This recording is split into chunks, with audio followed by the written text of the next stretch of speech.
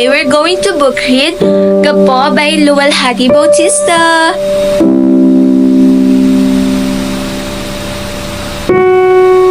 I just finished reading Gupo by Lualhati Bautista.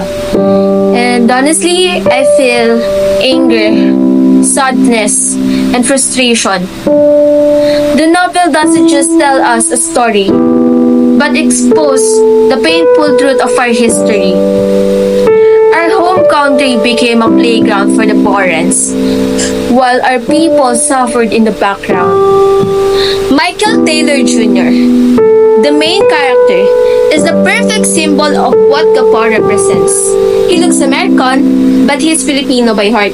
And yet, no matter how much he insists on his identity, people still see him as an outsider. It's ironic.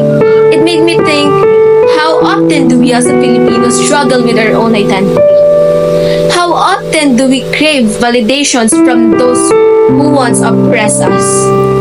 The way American treated Filipinos in this novel, like disposal entertainment, cheap labor, or conquest, was infuriating. Take Modesto for example.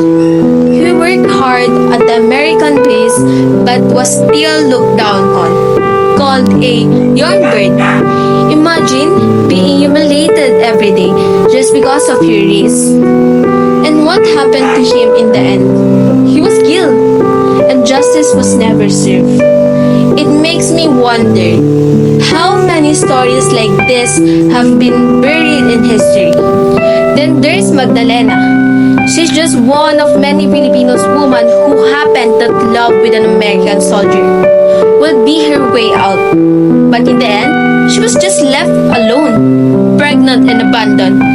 It's heartbreaking the cycles of false promises of Filipinos being used and discarded. It still happened today. What really hits me was the realization that this isn't just a story from the past. The effect of colonial mentality are still visible. Many Filipinos still believe that anything foreign is better, whether it's beauty standard, product, or even people. We see it in how many idolize white foreigners while looking down on their fellow Filipinos. Gupo is more than just a novel. It's a wake-up call. It forces us to confront the uncomfortable truths about our society and their history. It makes me ask myself, have we really moved on from this kind of thinking? Or are we still trapped in the same cycle, just in a different time?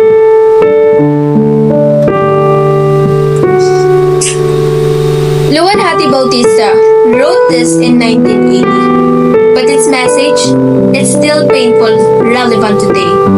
And that's what makes it so powerful. It forces us to reflect, to questions,